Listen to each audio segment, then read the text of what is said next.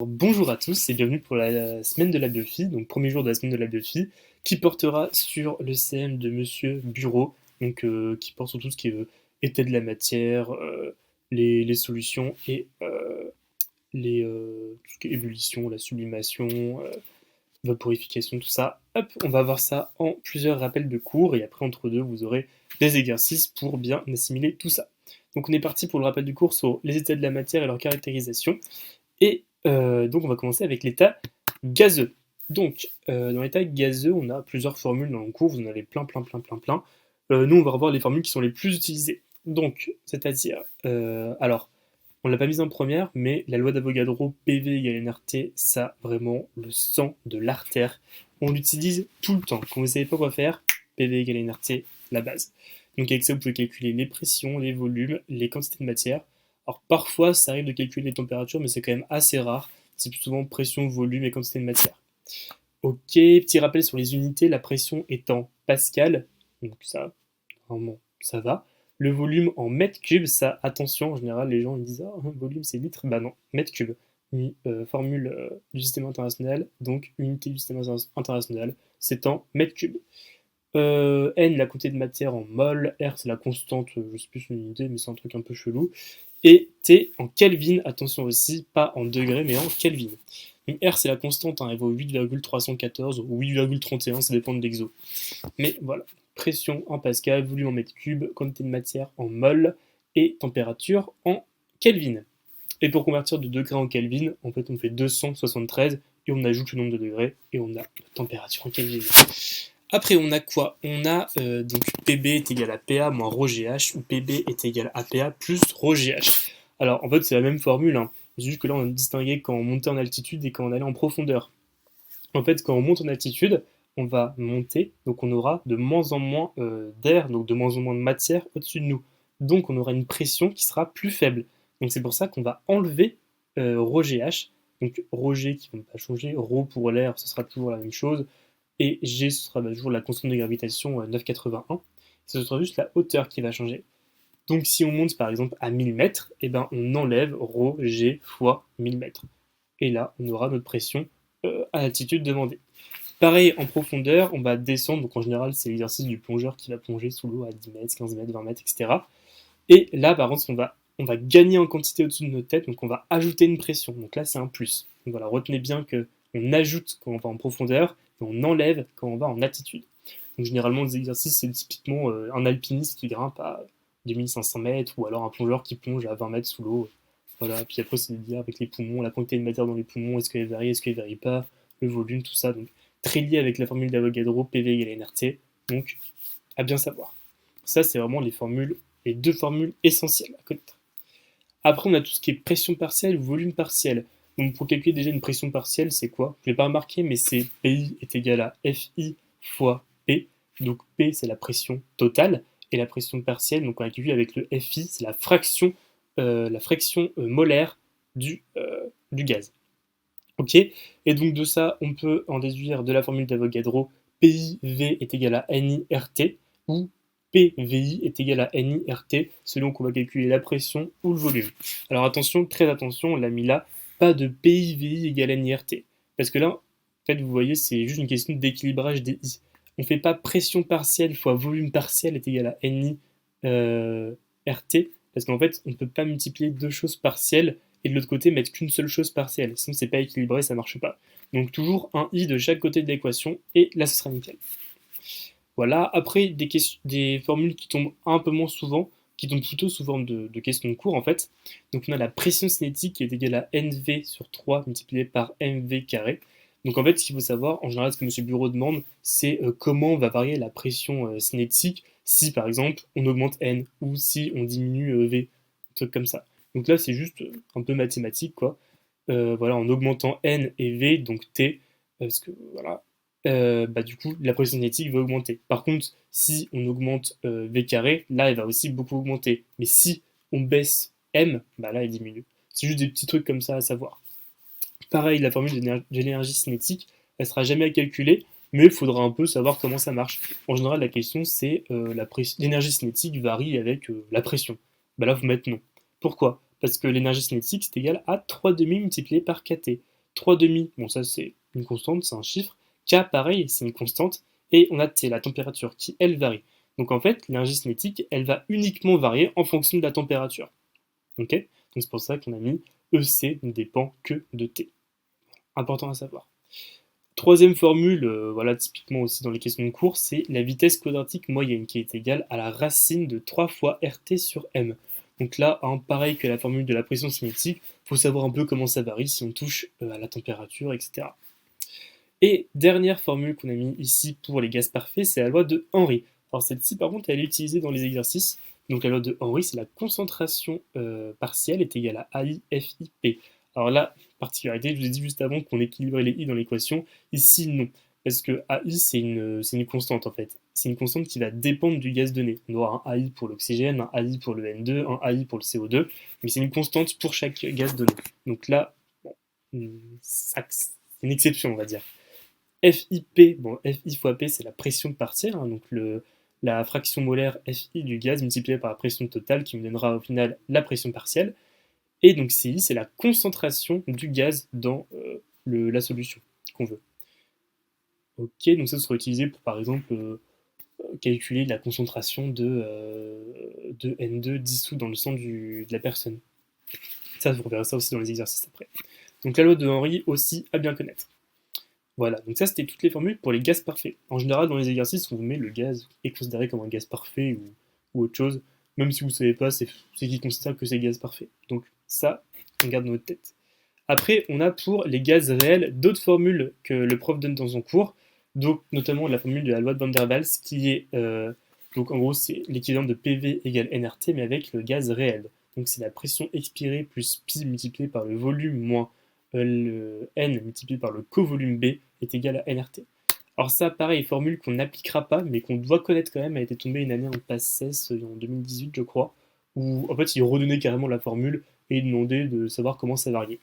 On vous a remis en dessous le B, qui est le covolume, qui correspond à volume du récipient, moi le volume de déplacement. Ça pareil, une formule à connaître, mais pas à savoir utiliser. Voilà. En fait, ce qu'il faut juste savoir, ce qu'il faut comprendre surtout, c'est qu'un gaz réel ne va pas occuper tout l'espace dans lequel il se trouve, contrairement au gaz parfait qui, lui, va occuper tout l'espace. Voilà. Bon, là, je pense qu'on a fait à peu près le tour des formules pour la partie sur les gaz. Donc voilà, bien connaître toutes les formules des gaz parfaits, surtout les deux premières que je vous ai données, la loi d'Avogadro et la loi enfin, pas la loi, mais le PB est égal à PA moins ρGH, à bien connaître. Et là, on aura beaucoup d'exercices à résoudre avec ça. Après, les autres formules, c'est surtout à titre, voilà, question de cours. Vous aurez peut-être une question, on vous demandera comment va varier telle ou telle pression cinétique, énergie cinétique, vitesse quadratique moyenne. C'est ce qui tombe le plus souvent. Voilà, loi de Henry aussi à bien connaître. Et là, normalement, vous êtes plutôt pas mal pour ce qui est des gaz. Voilà. Bonjour à tous, bienvenue à la semaine de la biophie. Je sais pas si on vous l'a dit avant, mais voilà, je vous le redis, hein. Donc on est parti pour la correction de l'exercice 1, donc un exercice sur les gaz.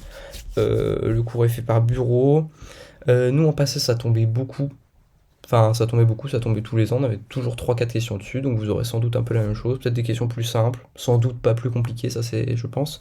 Mais voilà, on va vous préparer à ça du coup, on est parti. Exercice 1. Pour assassiner Aurélie, l'assassin a préparé un mélange de 3 gaz afin de l'empoisonner. Après lui avoir fait respirer ce mélange de gaz, il se retrouve dans son corps dans les proportions suivantes. 5% du gaz 1, 10% du gaz 2 et 20% du gaz 3 en fractions molaires. Donc là on a les fractions molaires, très important à retenir, on garde ça dans un coin de la tête. La pression totale dans les poumons d'Aurélie est de 130 kPa, le volume de ses poumons est de 5 litres. Les données, même si vous paraissent pas cohérentes par rapport à la réalité, vous les prenez, c'est ça qu'il faut faire. Ça peut arriver le jour du concours, enfin des partiels pardon, faut s'en foutre ça. Ce qu'il faut, c'est récupérer les données, c'est très important. Alors, les coefficients de solubilité dans le corps humain pour les gaz, 37 degrés, donc c'est bon, voilà, on regarde un petit coup d'œil la température, c'est marqué à moins 20 degrés, il y a un truc qui cloche. Bref.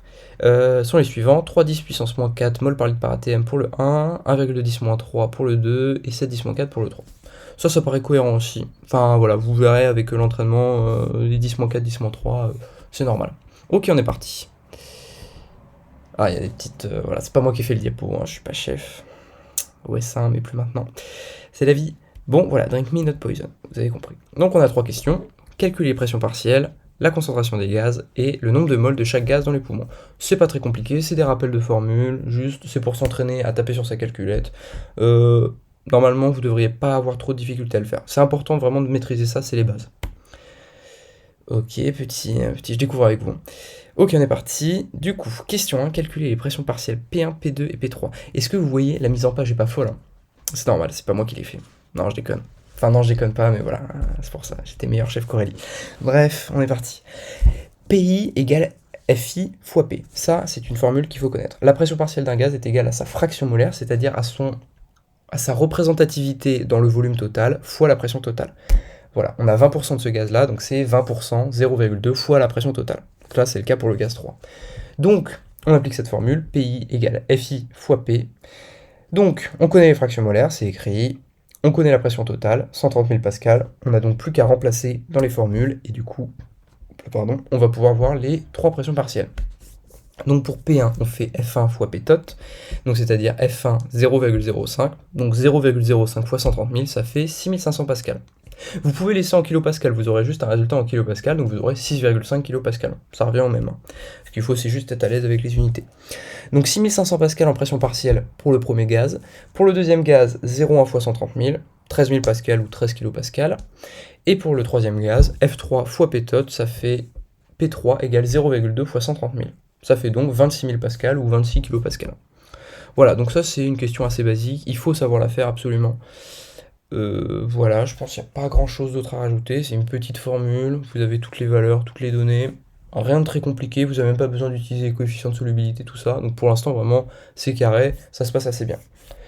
Bon voilà, du coup on va pouvoir passer à... Ok, sympa, Munich, hein, vous connaissez. On va pouvoir passer à la question 2. Calculer la concentration des gaz 1, 2 et 3. Ok, donc pour calculer une concentration, on fait appel à la loi de Henry. La loi de Henry, elle stipule que la concentration d'un gaz dans le corps est égale à son coefficient de solubilité à une certaine température, fois sa fraction molaire, fois sa pression totale. Fois la pression totale, pardon. Donc, CI égale AIFIP est égal à AIPI, puisqu'on sait que PI égale FIP. On l'a vu juste là. Je vous montre là, mais vous voyez pas, mais voilà, PI égale FI fois P. Donc, CI égale AIPI, voilà, formule basique, je suis un peu long, hein, c'est vrai. Donc je vais aller plus vite, il faut être concis. CI égale AIPI. On a AI, les coefficients de solubilité pour chaque gaz, on a PI, on vient de les calculer, on a juste à les remplacer. Encore une fois, c'est assez basique, ce qu'il faut c'est être le plus rapide possible sur ces questions-là, parce qu'elles risquent de tomber, et ce qu'il faut c'est gagner du temps sur les autres à ce niveau-là. Il faut être rapide, avoir des réflexes, et appliquer directement le schéma pour résoudre la question. Vous tapez sur votre calculette et vous avez le résultat, normalement il n'y a pas de souci.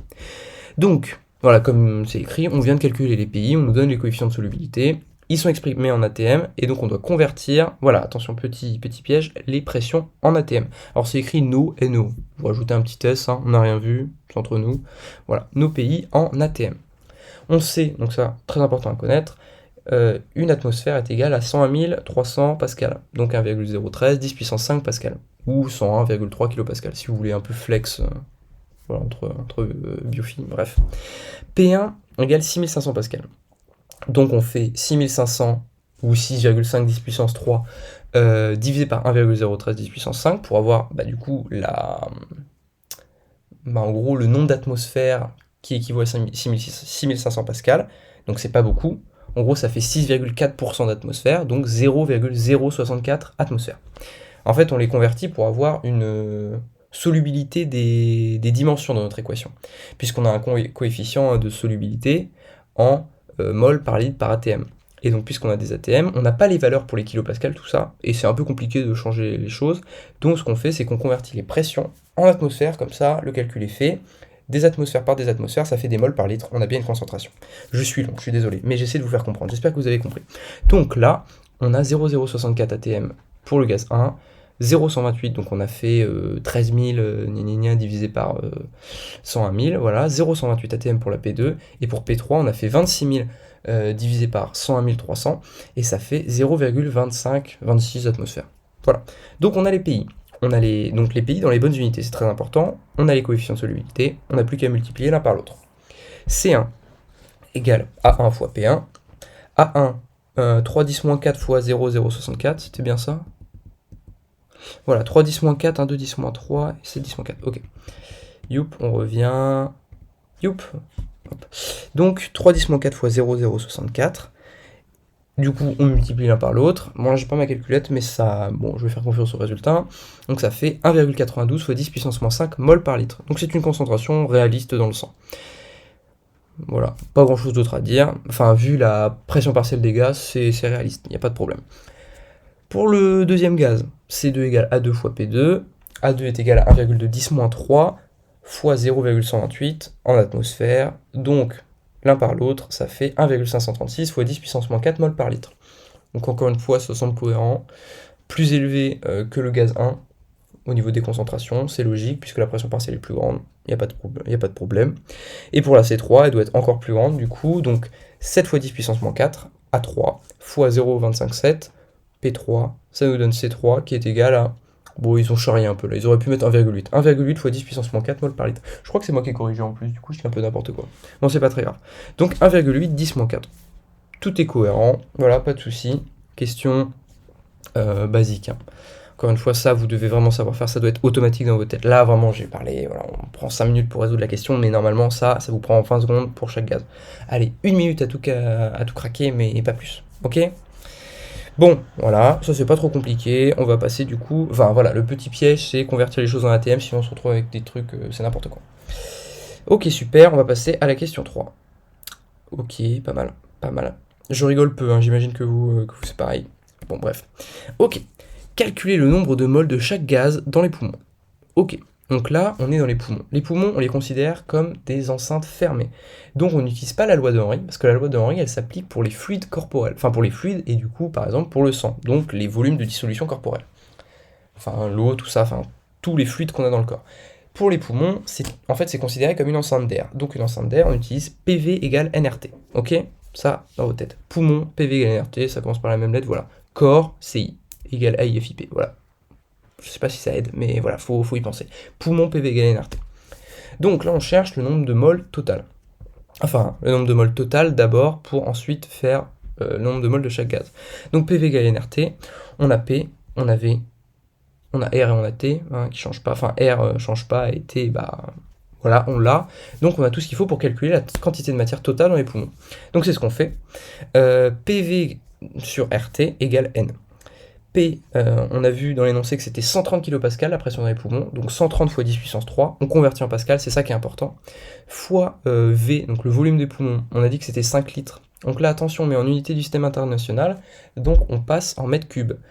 On sait que, enfin vous devez savoir, ça c'est très important, que dans un mètre cube, il y a 1000 litres, donc pour passer de litres à mètre cube, on divise par 1000. Donc on passe de 5 litres à 5 10 3. Je fais ça, mais bref, voilà. On passe à 5 10 3. Donc 130 10 puissance 3 fois 5 10 3. Ok, super. Divisé par R. R, bah, qui change pas, 8,314. Fois T. Et donc là, attention, on met la température en Kelvin. Donc Celsius plus Kelvin, c'est assez simple, on ajoute 273. Donc ça, faut retenir, il faut être capable de le faire plus rapidement, au lieu de mettre dans la calculette 37 plus 273, ça fait 310. 310, ça peut être 27 degrés peut-être en thermo, vous avez 25, donc ça c'est 298 Kelvin ou 300 Kelvin, c'est des valeurs qu'il faut connaître directement par cœur. Ok, super, on se cure un peu le nez, ça arrive. Voilà, donc divisé par RT, super. Donc on a tout, on calcule et du coup ça fait 0,252 mol. Ok, donc il y a 0,252 mol de gaz dans les poumons, super. Et maintenant, on utilise une deuxième formule du coup dans la question qui est reliée à toutes les autres. Hein. Et donc on sait que Ni égale fraction molaire. Donc la quantité de matière d'un gaz est égale au produit de sa fraction molaire par la quantité de matière totale. C'est un peu comme PI égale FIP. Et bien là c'est Ni égale FIN. Voilà. On n'a plus qu'à remplacer exactement. Donc pour le gaz 1, la quantité de matière elle est de 0,05 fois la quantité de matière totale. Donc 0,0126 mol. Super. On fait pareil ici, 0,1 pour la quantité du deuxième gaz, 0,1 fois 0,252, voilà. Ça fait 0,252. Hop là. Et du coup, pour le troisième gaz, bah, on trouve le double du gaz 2, qui était lui-même le double du gaz 1. Voilà. Donc là, on a toutes nos quantités de matière. 0,0126 mol pour le gaz 1, 0,252 pour le gaz 2, et 0,0504 pour le gaz 3. Ok, voilà. Donc on a terminé cet exercice, je crois. Voilà, donc on a de leurs mots, hein, de TPMP, la classe. Ok, super. On se finit sur ça. Bon bah super, vous allez me retrouver dans un exo après, je pense. Ça fait un peu youtubeur de faire ça à la classe. Voilà, du coup, pour revenir, ces trois questions-là, c'est des questions basiques. On commence la semaine de la biophie avec des trucs basiques parce que c'est ce qu'il faut savoir. Avant de faire des trucs compliqués, on reste sur la base de la base. C'est des sortes de rappels de cours, on s'entraîne à taper sur la calculette le plus vite possible. On sait comment résoudre les choses, on le fait vite. On met les bonnes valeurs dans la calculette et normalement, il n'y a pas de souci. C'est toujours ça la biophie. Bon bah voilà, écoutez, bon courage à vous. C'est que le premier exo, mais je pense que vous en avez pas mal derrière. Du coup, bon courage, vous allez en avoir besoin. Bisous. Donc maintenant, on va passer au rappel de cours sur la physico-chimie des solutions aqueuses. Donc on est parti, même principe que tout à l'heure, on va faire le rappel des grosses formules, parce que ça c'est vraiment un chapitre qui est riche en formules, beaucoup de formules. Donc, on commence par des petites formules faciles. La concentration pondérale, qu'on peut aussi appeler la concentration massique. Donc là, on note Cp pour concentration pondérale, qui est égale à la masse divisée par le volume. Donc ça, c'est formule de collège et lycée hein, que vous avez dû utiliser quand même pas mal. Donc la masse de la chose qu'on veut, divisée par le volume de la solution. La molarité ou la concentration molaire, qu'on va noter grand C, qui est égale à N, donc la quantité de matière, divisée par le volume de la solution. Donc, même principe que tout à l'heure, hein, la concentration pondérale, c'est la masse, et ici, c'est la quantité de matière pour la molarité.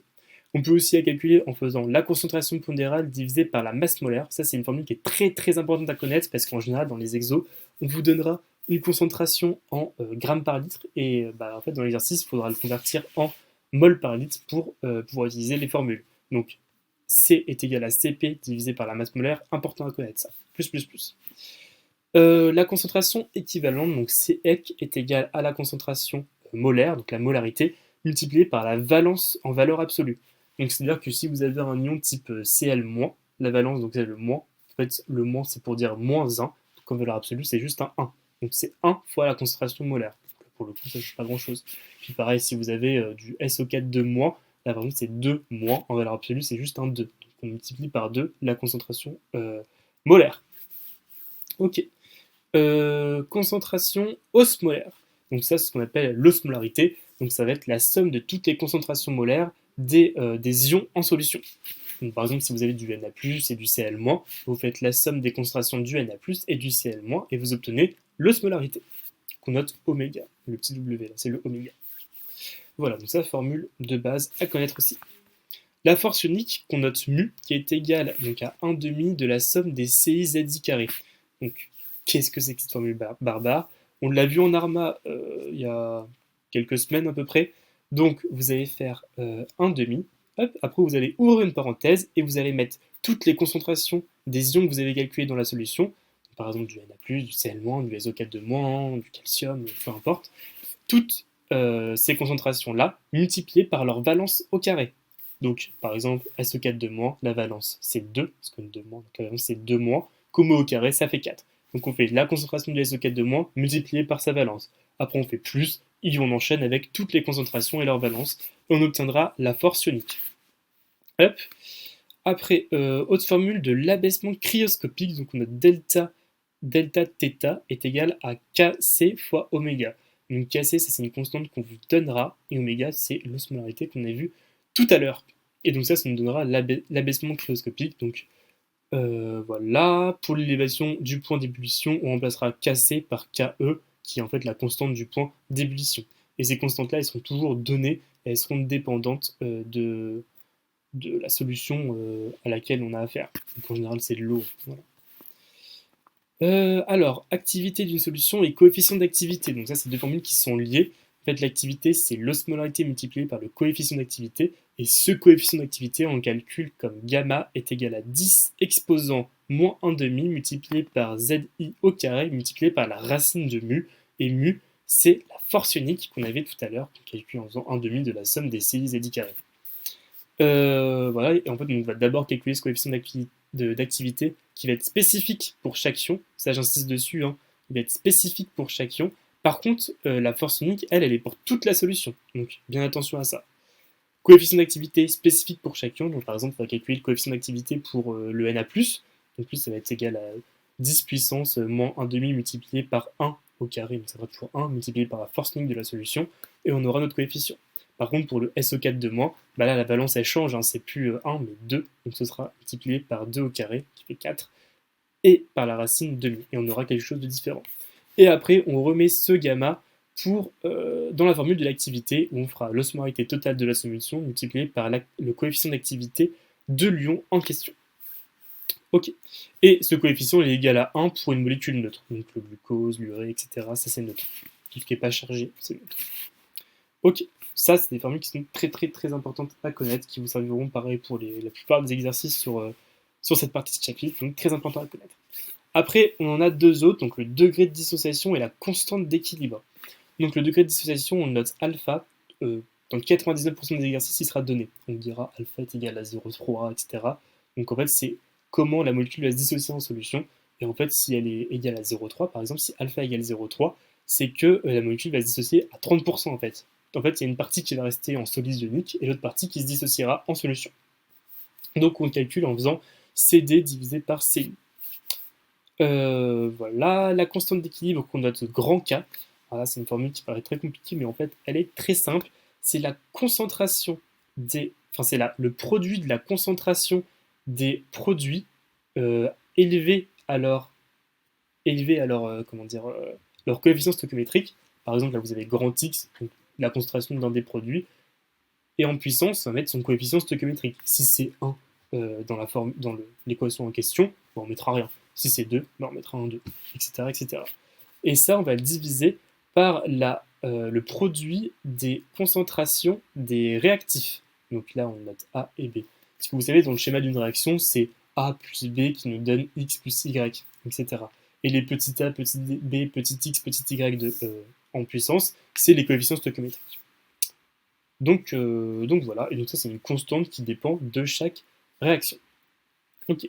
Je vous ai mis des petits rappels de conversion, donc rappel pour ρ. Donc ρ, si c'est 1 g par décimètre cube, et ben, ça nous donnera 1000 kg par mètre cube, qui est l'unité du système international qu'on devra utiliser. Okay, là on a des grammes, des décimètres cubes, c'est souvent ça qui nous donne, mais en fait on a juste à multiplier par 1000 et c'est bon. Pareil, 1 osmol par mètre cube, c'est égal à 1 milliosmol par litre. Ok, mètre cube, vous passez le mètre cube en litres et vous mettez des milliosmoles à la place. Et voilà, on est bon. Voilà, des petites astuces de conversion qui nous permettent d'aller plus vite. Voilà, d'autres formules qui sont généralement moins utilisées. Donc c'est pour les électrolytes qu'on note ABN qui se dissocieront en ions AN+, ainsi que NB-. Donc, qu'est-ce que ça veut dire ce charabia? Ça a dû vous arriver, peut-être dans les ANA et même dans les ARMA, que vous ayez un électrolyte type AB2, par exemple. Et bien, AB2, ça peut être l'exemple du, je sais pas moi, SO4, ou je sais pas, N2SO4, Na2SO4. Pardon, 2 ions de sodium plus le SO4. Et bien en fait, en solution, si je reprends mon exemple, on va avoir 2 Na+, plus 1 SO4, 2-, où là on va avoir nos charges qui sont bien équilibrées. Donc en fait là c'est la même chose. On va prendre notre ABN qui est dissocié en AN+, parce qu'en fait on n'a que 1 A qui va se dissocier selon le nombre de charges de façon à équivaloir au NB-, au nombre de B-. C'est assez compliqué dit comme ça, mais vous verrez si vous prenez des cas concrets, ce sera beaucoup plus facile. Et avec ça, donc, toutes ces formules-là, elles vous permettent de calculer tous les électrolytes, qui soient binaires, tertiaires, quaternaires, type AB8 ou A2, B4, on s'en fout, tous les trucs comme ça, vous pourrez les calculer. Voilà. Donc c'est juste en fait un modèle qui vous permettra de calculer tout ça. En général, vous avez des électrolytes qui sont plus binaires ou tertiaires, type AB ou AB2, voire AB3, mais c'est très rare. Ok. Donc avec ça, on peut calculer la constante d'équilibre K en faisant K est égal à N exposant le petit n qui est dans le ABN ici, multiplié par le alpha qu'on a vu tout à l'heure avec un exposant petit n plus 1, multiplié par la concentration à la puissance petit n, le tout divisé par 1 moins alpha. Voilà, formule très barbare, assez compliquée, mais si vous la connaissez, ça peut être que bénéfique. Pour calculer l'osmolarité totale, on fait O média est égal à CI, entre parenthèses, du coup, facteur de 1 plus N fois alpha. Donc le N encore, celui qu'on voit là. Si c'est un 2, bah, c'est 2 fois alpha. Le degré de dissociation, alors là, une formule très compliquée que vous n'aurez, je pense, jamais à utiliser. Alpha est égal à un grand K, la constante de dissociation, la constante d'équilibre, pardon, divisé par n puissance n fois ci puissance n, le tout à l'exposant 1 sur n plus 1. Dans la formule très compliquée qui ne sert vraiment pas à grand chose, vu qu'en général alpha est donné et n'est pas recalculé. Et la concentration équivalente totale qui est égale à 2n alpha c. Voilà. Donc, bon, ça, si vous le retenez, très bien. Si vous le retenez pas, c'est pas grave. Je vous conseille vraiment de prendre les cas concrets ou alors d'utiliser le tableau d'avancement qui est dans votre cours à la fin de cette partie de chapitre, où vous avez des cas concrets avec un électrolyte binaire et tertiaire, je crois. Donc comme ça, c'est beaucoup plus simple à utiliser. Et de toute façon, c'est ce qui a le plus de chances de tomber au partiel. Donc, voilà. Mais si vous prenez ça, si vous savez ça, bravo à vous, c'est très bien. Et on passe à la correction de l'exercice 2. Voilà, donc on va corriger le premier exo sur les solutions aqueuses.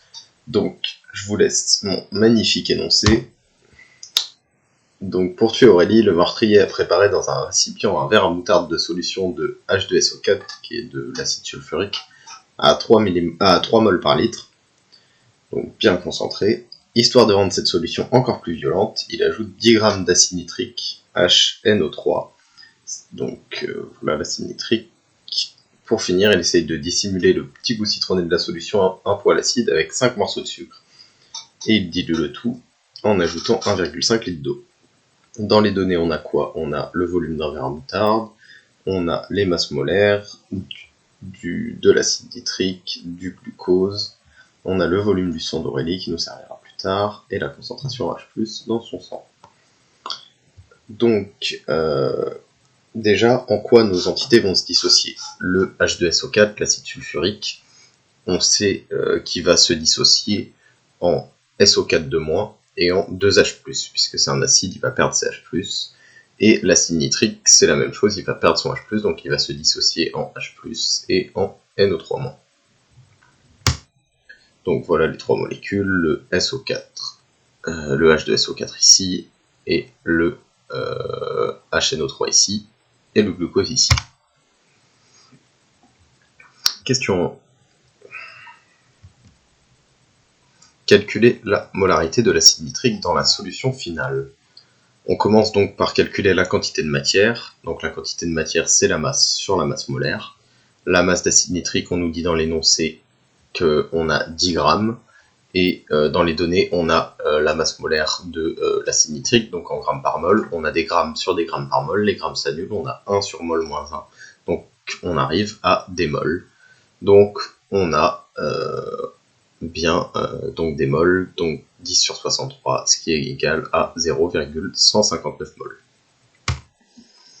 Donc, j'ai pas expliqué ce que c'était la molarité. La molarité, c'est donc la concentration de l'entité si elle n'était pas dissociée.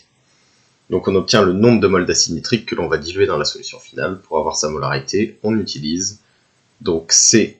La concentration est égale à la quantité de matière sur le volume, n sur V la quantité de matière en mol, sur V le volume en litres, donc des mols par litre. Le volume, on le trouve grâce à l'énoncé, on sait qu'on a 20 centilitres, c'est la quantité du verre à moutarde, c'est le volume du verre à moutarde, auquel on ajoute 1,5 litre de dilution.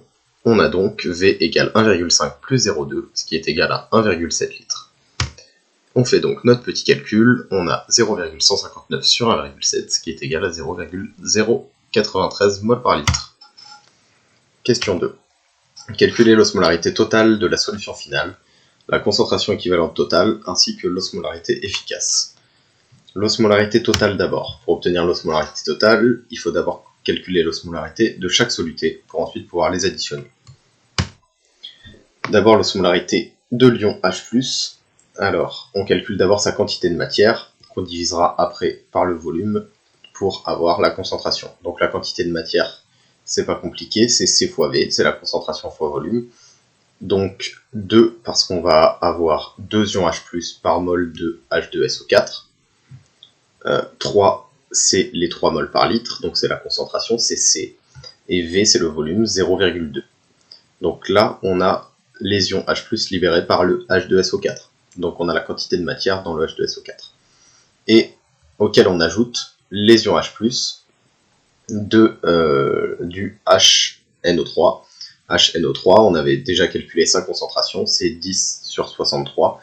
Et donc, pour chaque mol de HNO3, il y aura une mol de H+, donc ça revient à la même concentration, puisque chaque HNO3 relâche un seul H+.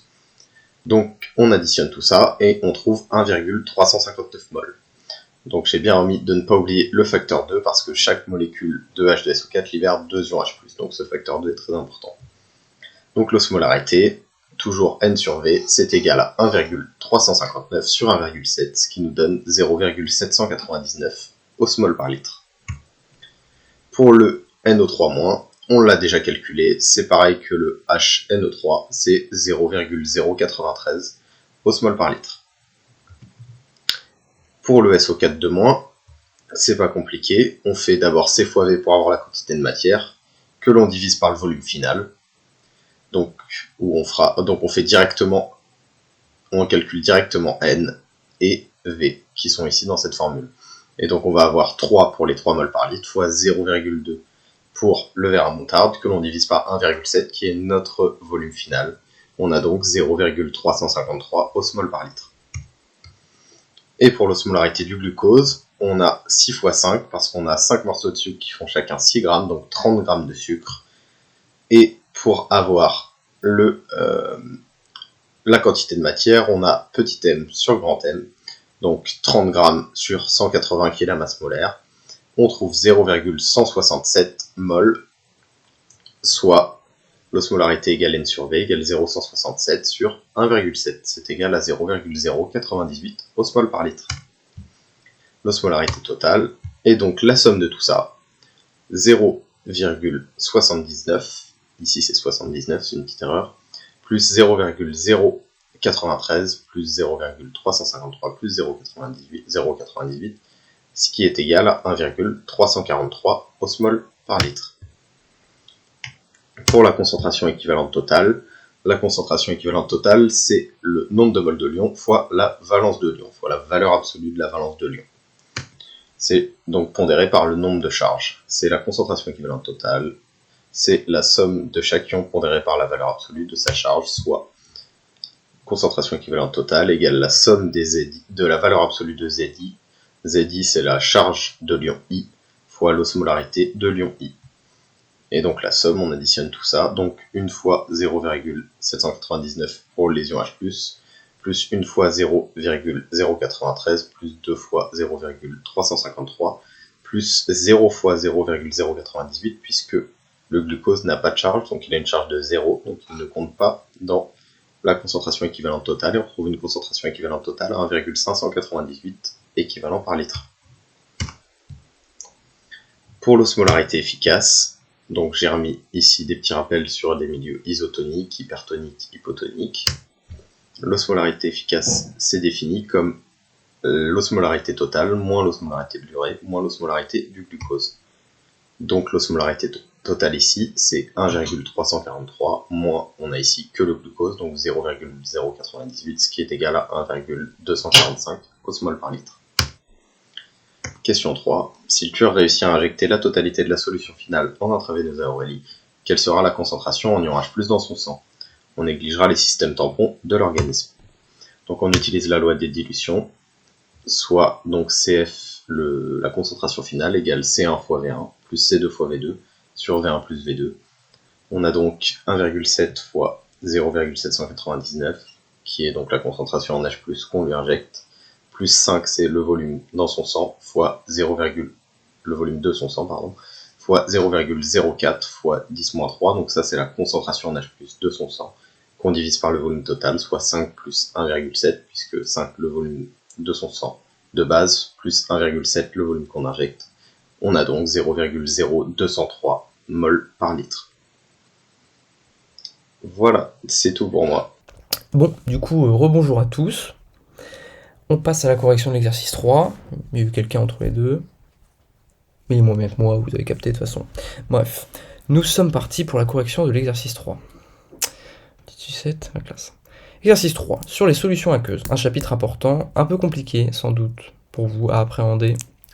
Moi j'ai un conseil, Voilà, d'ores et déjà, je sais pas à quoi ressemble la correction, enfin pas trop, mais un conseil, faites tout en quantité de matière. Voilà, c'est donné, petit conseil. Comme ça, c'est beaucoup plus facile.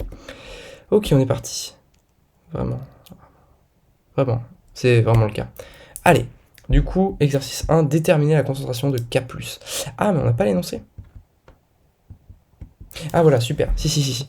On a la truc de K+, l'énoncé, super. Donc, alors que mademoiselle Valérie se réveillait tranquillou pépouse, elle tomba dans le petit salon sur une énorme trace de sang qu'elle envoyait directement faire analyser au laboratoire. Bon, réflexe chelou, mais rationnel. Mais ça ne nous arriverait pas à tous, donc c'est bien. Nous nous retrouvons donc avec un sérum humain dont les constituants sont... Donc là, on a des constituants. La concentration molaire en Ca2+, 3 millimolaires, en Na+, 120 millimolaires. Donc le grand thème, hein, c'est molaire, donc ça veut dire mol par litre. En fait, on peut traduire par 3 millimoles par litre, 120 millimoles par litre. L'ion sulfate, 30 milli-équivalents par litre. Donc attention, là c'est une concentration équivalente. Et Cl-, pareil, 120 milli-équivalents par litre.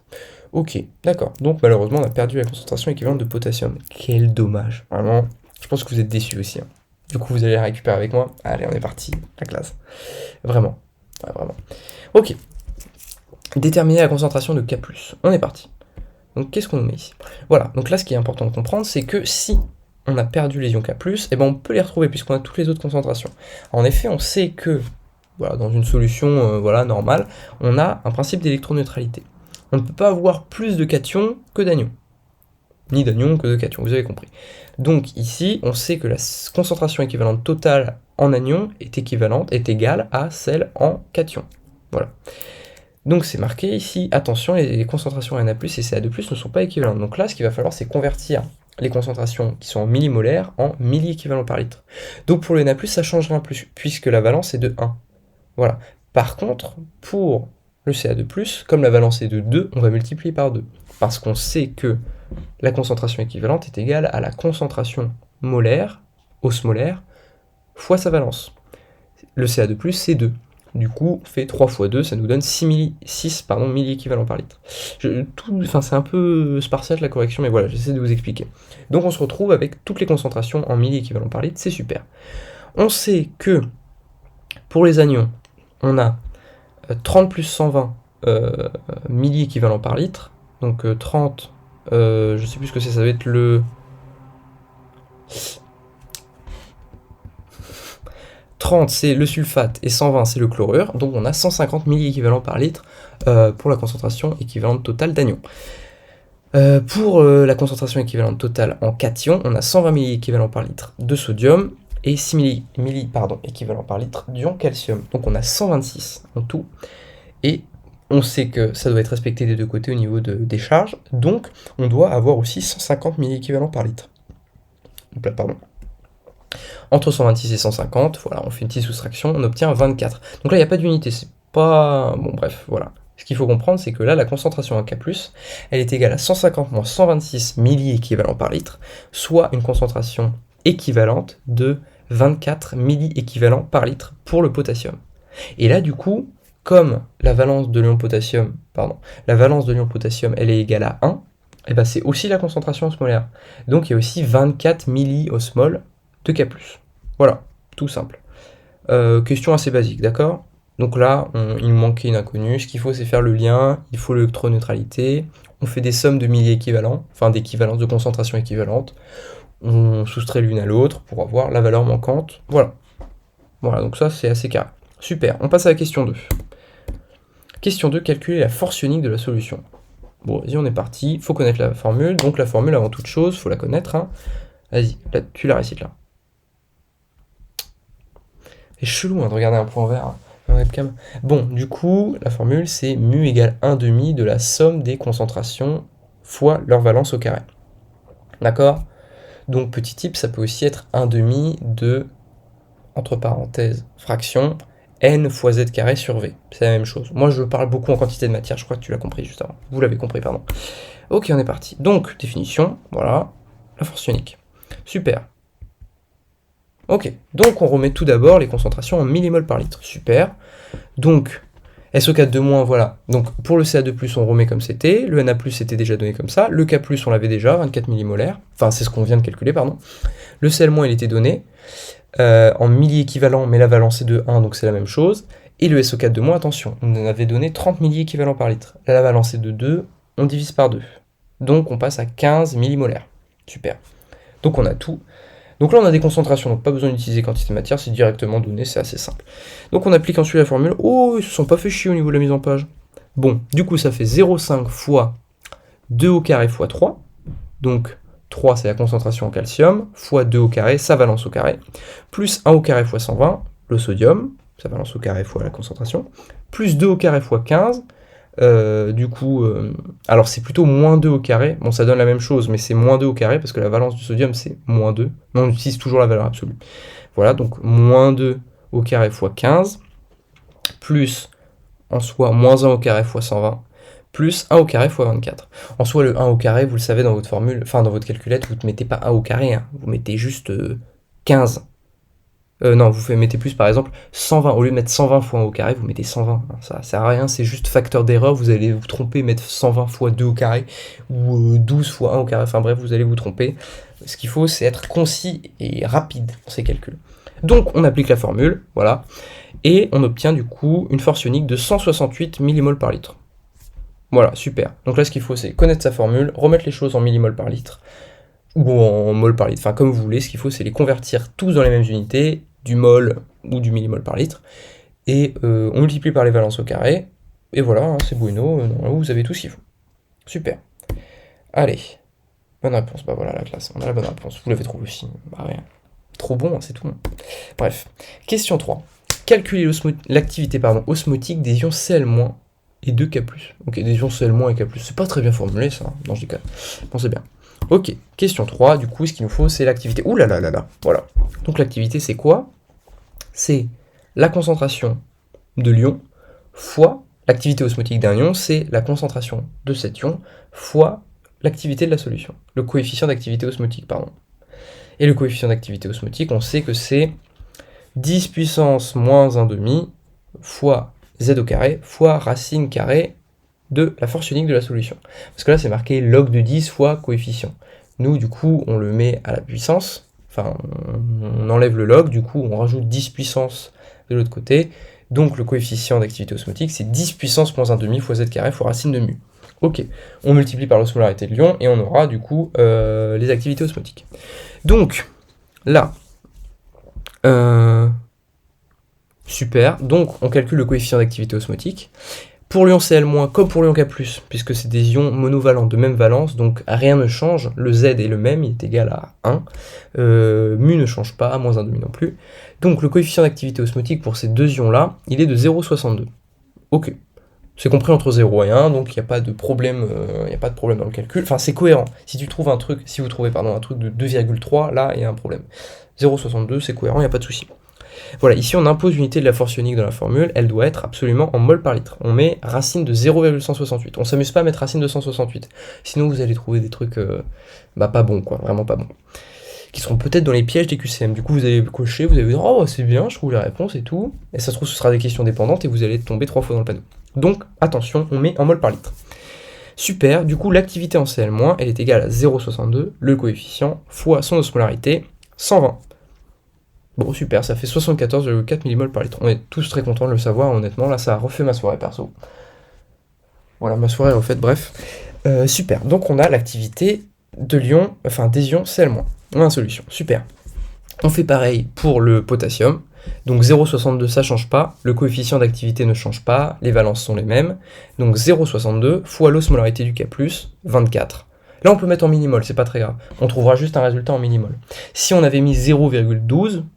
et 0,024, on aurait trouvé 0,074 mol par litre. Ça revient au même. Juste, c'est dans la racine carrée du coefficient, on doit absolument mettre en mol par litre. Mais pour le reste, vous pouvez mettre en millimol. C'est ce qu'on fait là ici. Je reprends du coup, 0,62 fois 24, ça nous donne 14,88 millimol par litre. Donc ça, voilà, on a les deux activités osmotiques de ces ions-là. Et donc on voit que même avec une valence égale, bon, en fonction de la concentration, ça varie. Ça varie. Ok, super. Voilà, donc la question 3 est finie. J'espère que vous avez compris. Voilà, ce qu'il faut là, c'est bien appliquer la formule en soi. Il n'y a rien de super sorcier, quoi. Vous voyez bien, on applique la formule, on met dans les bonnes unités, on calcule, c'est fini. Ok, on se rend compte plus tard que le sodium et le chlorure étaient une seule et même entité, le NaCl, qui s'était dissocié avec un degré de dissociation de 0,6. Alors il faut savoir qu'en réalité le NaCl, c'est un degré de dissociation de 1. Ça se dissocie totalement, je crois. Et du coup là on fait genre que c'est pas le cas, que c'est une dissociation partielle. Ok, donc faire un tableau d'avancement avec la concentration initiale de NaCl. Super. Donc là on l'associe voilà, à un électrolyte faible binaire, et donc voici le tableau d'avancement type, celui que vous devez connaître, c'est pas très compliqué. Donc voilà, donc là on remplace le AB par NaCl qui donne A-, donc Cl-, plus B+, Na+. Donc à temps égal 0, il n'y a pas de Na+, il n'y a pas de Cl-, c'est logique. Et il y a la concentration initiale en NaCl. Donc ici ce sera 120, j'imagine. Ce sera 120. Super. Et du coup, à l'équilibre, il y a une dissociation qui s'effectue, et cette dissociation, elle est partielle, c'est-à-dire qu'on va retrouver encore un petit peu de NaCl à la fin. En réalité, il n'y en a plus, mais du coup, là, dans cet exercice-là, on fait comme si il y avait encore un peu de NaCl associé dans la solution. Donc, C0 fois 1 moins alpha, et l'autre, ça va être alpha C0 et alpha C0. Voilà, ça, faut le connaître. Ok, super. Youp. Grâce aux concentrations de Na+, et Cl- dissociées, et au degré de dissociation, on peut retrouver la concentration initiale de NaCl. Oh, ça doit pas être 120, je suis bête. Bon, c'est pas très grave. Là, du coup, on a une concentration de NaCl de 200 mmol par litre. Donc, à l'instant initial, on a ni Na+, ni Cl-. Logique. À la fin, du coup, on va trouver une concentration qui est égale à 200 fois 1 moins alpha. Donc 200 fois 1 moins 0,6, donc 200 fois 0,4. Vous êtes d'accord? C'est 0 fois 1 moins alpha, 200 fois 1 moins 0,6. Donc 200 fois 0,4. Ça fait 80. Et de l'autre côté, on va trouver alpha fois C0. Et alpha fois C0, c'est 0,6 fois 200. Et donc du coup, on aura... Ah oui, d'accord, ok. C'est comme ça qu'on fait. Ok, du coup, je vais vous expliquer. Donc là, on n'a que les concentrations finales en Na et en Cl. Donc on a 120 et 120. Et on a le degré de dissociation qui est de 0,6. Bon bah du coup voilà, alpha fois C0 égale 120, donc 120 divisé par alpha égale C0, bon c'est ce que j'ai fait en fait du coup. Donc 120 divisé par 0,6, ça fait 200 mmol par litre. Du coup voilà, vous avez l'explication, bon je vous ai déjà expliqué, on va pas rester dessus. Voilà, là il faut faire attention, il faut bien remonter de la fin vers le début. Super. Question 5, calculer la constante de dissociation KD. Là on a tout ce qu'il nous faut, on a le degré de dissociation, la concentration initiale, la formule à connaître. KD égale concentration des produits, ouais, sur réactif. Bon, j'aurais pas utilisé cette formule-là, mais c'est pas très grave. Donc, du coup, les produits, concentration, là, on les met en mol par litre, attention. Là aussi, c'est très important de les mettre en mol par litre. Sinon, en fait, comme la constante n'a pas d'unité, il faut faire attention à ce que ce soit justement en mol par litre pour avoir ce qu'il faut. En fait, non, on peut mettre en millimol par litre aussi, mais il faut que les deux concentrations, enfin le numérateur et le dénominateur, soient aux mêmes unités pour que ça s'annule, pour qu'il n'y ait justement pas d'unité au final. Donc, somme des produits, donc on peut faire 120 fois 120 divisé par 80, ou 0,12 fois 0,12 divisé par 0,08. Ça revient au même. Du coup, ça donne 0,18. Donc ça, c'est la constante de dissociation KD. Donc pour ce réactif, elle ne varie pas. Si la concentration augmente, le degré de dissociation va diminuer. D'accord? La constante est constante. C'est dans son nom, c'est peut-être bête de le dire, mais c'est très important, parce que ça, vous faites souvent piéger. Nous, on se faisait souvent piéger, enfin, en passé, on se faisait piéger par ça au concours. Vous, au partiel, ce sera la même chose, sans doute. La constante est constante. Si la concentration augmente, alpha diminue. Si alpha augmente, C diminue. C'est aussi simple que ça. Pour, justement, que K reste constant. Ici, K, du coup, il est égal à 0,18. Voilà, super. Bon, on a ce qu'il faut. Voilà, donc là, c'est pas super compliqué. Ah, il l'a fait. Il n'est pas mort. Ok. Voilà, vous avez beaucoup rigolé si avec moi. Du coup, la question 5, voilà, pas très compliqué. Il faut appliquer la formule, bien mettre aux mêmes unités numérateurs et dénominateurs pour pas avoir un résultat bizarre. Voilà, super. Bon, bah, du coup, ça clôt l'exercice 3. Je vous avais souhaité bon courage à la fin de l'exercice 1, bah, je vous dis la même parce que je suis que au début, moi je crois que j'en présente pas d'autres. Mais voilà. Faites-moi savoir si vous voulez que je présente d'autres exos. Non, je déconne. Et voilà. Bah écoutez, bon courage. Et du coup, bonne soirée. Parce que moi c'est le soir. Je sais pas si vous le regardez le soir, mais bonne soirée, bonne journée. Et du coup, bon courage pour la biophy. Meilleure matière. Bisous. Donc, dernier rappel de cours, donc, qui concerne la troisième partie du premier cours magistral de Monsieur Bureau, donc, qui parle des changements d'état. Donc, les changements d'état, le petit schéma à connaître par cœur. Alors ça, c'est vraiment le sang de la veine. Donc on a l'état solide en haut, gazeux à droite et liquide à gauche avec toutes les réactions qui entre les deux. Donc je vais partir du liquide vers le solide, vers le gazeux, qui revient vers le liquide, ça on va tout expliquer. Donc du liquide vers le solide, c'est ce qu'on appelle la solidification. Donc juste ici, pas trop de surprise, hein, on passe du liquide vers le solide, on appelle ça la solidification. A l'inverse du solide vers le liquide, c'est la fusion. Donc hein, vous pensez à un glaçon, typiquement, donc de l'eau qui va se solidifier au congélateur pour donner un glaçon, qui lui-même peut fusionner pour donner de l'eau, qui va, comme ça, c'est la fusion. Du solide vers le gaz, donc ça c'est on va dire les plus rares, on va dire, donc du solide vers le gaz. Quand on passe de l'un à l'autre, on parle de sublimation. Donc un glaçon qui va directement se vaporiser, donc un glaçon qui est très froid dans un environnement qui est très très chaud, on appelle ça la sublimation. Il va directement s'évaporer comme ça. A l'inverse, un gaz qui devient directement solide, ça c'est ce qu'on appelle la condensation. Un gaz qui va se condenser pour former des particules solides. Ça c'est la condensation. Ok. Et la relation maintenant entre liquide et gaz, donc pour passer du liquide au gaz, c'est la vaporisation. Vous mettez de l'eau à bouillir, ça bout, ça se vaporise, vaporisation. A l'inverse, du gaz vers le liquide, c'est la liquéfaction. Donc pareil, les particules de gaz qui vont se rassembler, non pas pour se condenser, mais là juste pour se liquéfier. Voilà, donc ce schéma-là à bien connaître par cœur, qui est vrai pour tous les molécules. Donc à bien retenir, donc ça c'est les petits points de cours qui tombent assez souvent. Sur cette partie de chapitre, ce ne sera pas des exercices, ce sera vraiment des questions de cours. Donc là c'est les choses qui tombent le plus souvent. Donc la température de fusion est caractéristique d'un composé, à bien retenir. Hein. Pour l'eau, la température de fusion c'est 0 degré, donc la fusion, c'est du solide vers le liquide. Donc la température de fusion c'est 0 degré. Cette température, elle ne dépend que de la pression, hein, elle ne dépend pas de la quantité, du volume, etc. Elle dépend que de la pression. Voilà, donc là on donne l'exemple de l'eau à 1 atmosphère, T est égal à 0 degré. Et elle est identique pendant toute la durée de la fusion. Donc voilà, quand je reviens sur le schéma, vous voyez de solide à liquide, en fait, le solide va devenir liquide à 0 degré, et une fois que tout le solide sera devenu liquide, là la température pourra continuer d'augmenter. Inversement, hein, le liquide qui devient solide, donc là pareil, la solidification, il va se solidifier à 0 degré, et pendant tout le temps qu'il ne soit pas complètement solide, il sera à 0 degré, et une fois que tout sera solidifié, donc tout sera devenu un glaçon, et bien là, la température pourra continuer de descendre. Très important à retenir. Deuxième point. Donc l'évaporation, en fait, c'est une vaporisation lente possible à toute température. Voilà. Donc en gros, il y avait une flaque d'eau dehors, par exemple, elle va pas être vaporisée, mais elle va être évaporée. Parce que en gros, la vaporisation, pour l'eau par exemple, ça arrive qu'à 100 degrés. Vous vous doutez bien qu'une flaque d'eau dehors, elle va pas s'évaporer à 100 degrés, elle va s'évaporer à 20 degrés, bon, Normandie à 10, mais bon, voilà, ce sont le soleil, etc. Bref, du coup, c'est une vaporisation qui va être très très lente, qui va dégager les molécules d'eau au fur et à mesure pour que la flaque d'eau s'évapore. Et à l'inverse, on a l'ébullition, qui est une vaporisation ici très rapide à une température qu'on a Tl qui est fixe.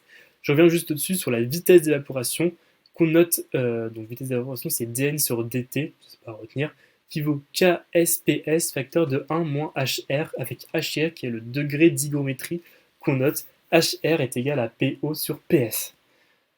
Ouh.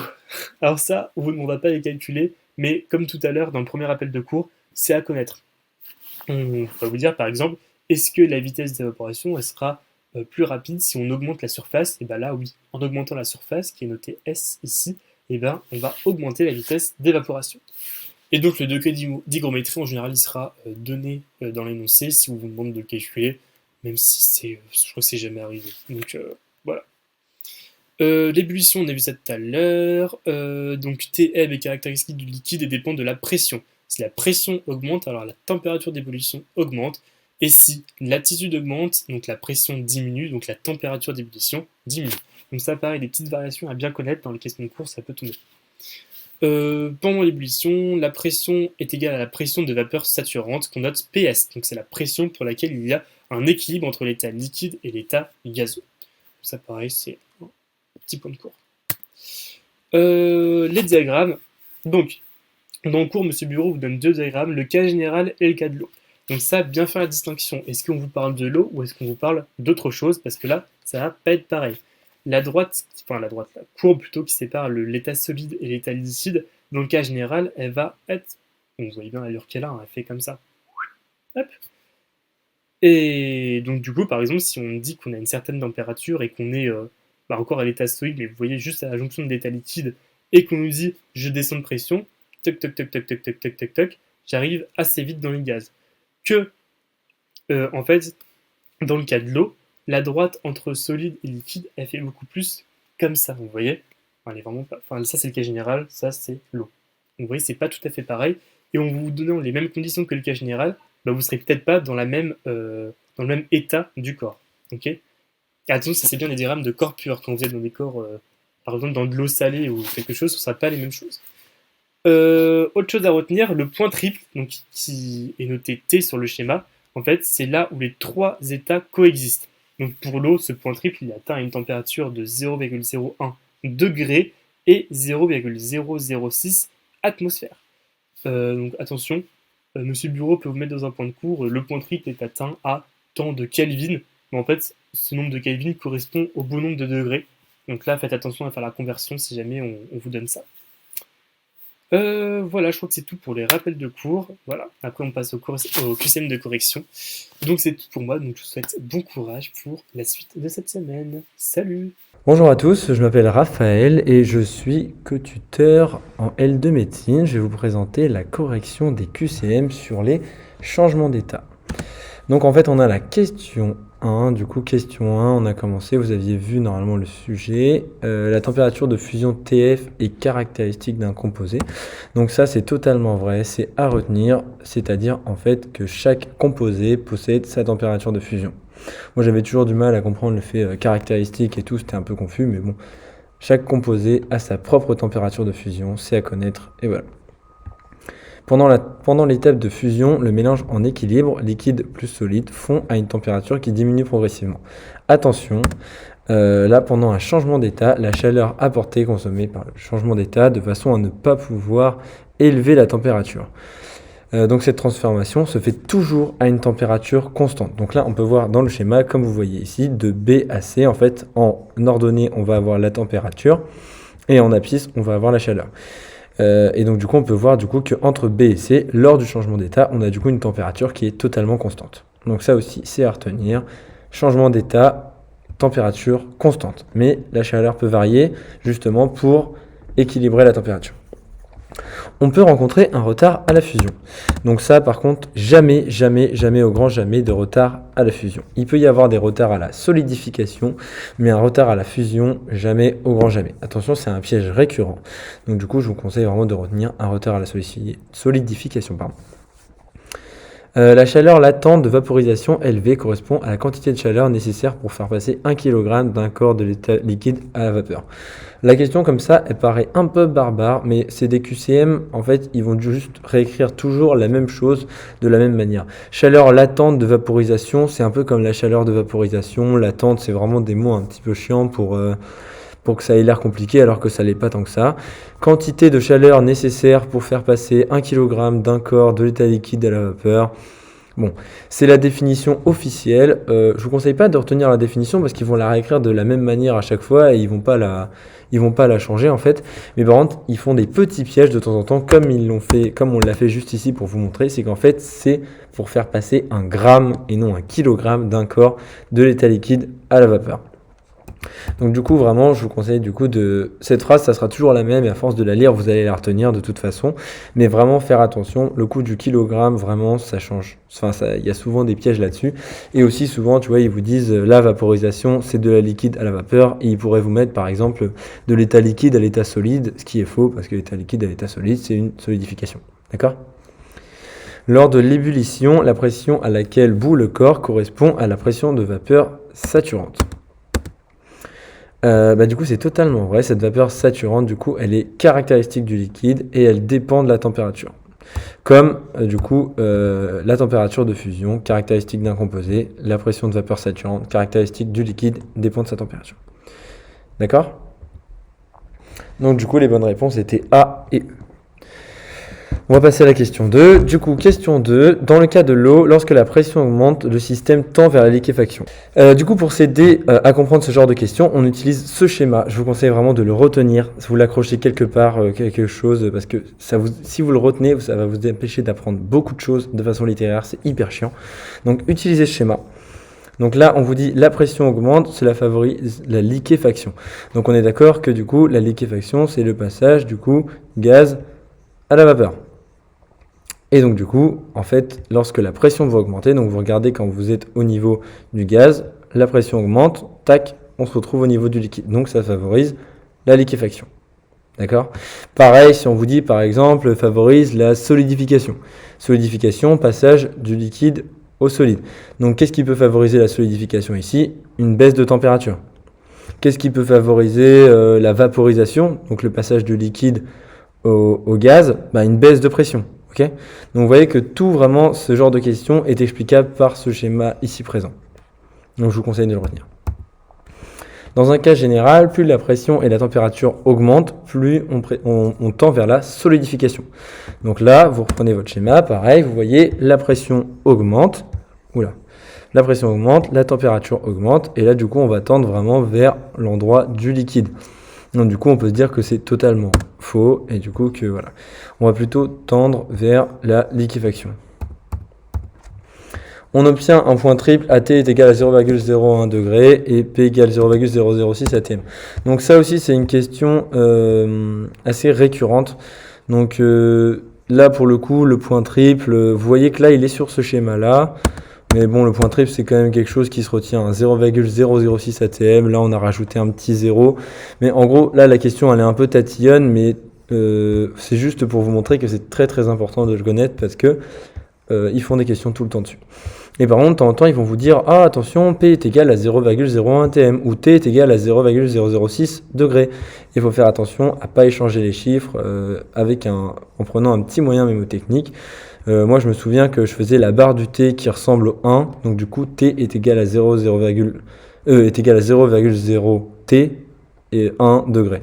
OK ? Pour retenir. Et le P, ça ressemble un peu à un 6 à l'envers, en fait. Donc, je retenais comme ça. Après, à vous de trouver vos moyens mémotechniques. Moi, je vous donne le mien. Voilà. C'est un truc à apprendre par cœur. Là, c'est pas comme le schéma où on peut comprendre grâce à un schéma. La vitesse d'évaporisation se calcule comme cette formule l'indique. Du coup, là, c'est totalement vrai, encore une fois. C'est des QCM, en fait. Hein. Donc, des QCM, c'est pas comme les exos, on peut vous faire comprendre des trucs. C'est vraiment du par cœur. Et de temps en temps, on peut s'aider de schéma, comme je l'ai dit précédemment. Bon, là, cette formule-là, totalement à connaître. Vitesse d'évaporisation, KS fois PS, facteur de 1 moins HR. Dernier QCM, l'eau possède une chaleur de vaporisation assez basse. Et ça va être faux du coup parce que la chaleur de vaporisation de l'eau est très élevée. Elle est de 540 kcal par kilogramme à 100 degrés. Donc faut pas avoir exactement faut pas connaître exactement les chiffres. Ce qu'il faut savoir c'est si elle est assez haute ou si elle est assez basse. Et d'ailleurs du coup pour s'aider, on peut reprendre le schéma qu'on avait vu ici du coup avec Q qui est là et la température qui est en ordonnée. On peut voir du coup que le passage de C à D, du coup, pour vaporiser, il est assez élevé au niveau de la température. Ok ? Et du coup, les résultats pour la question 2, c'était A et D. J'espère que j'ai pu vous aider à comprendre. Si vous avez des questions, n'hésitez pas à poser des questions à des tuteurs ou moi, envoyez-moi un message. Je m'appelle Raphaël Bedos sur Messenger et on sera un plaisir d'y répondre. Bon courage à vous pour la fin. Et voilà, bisous.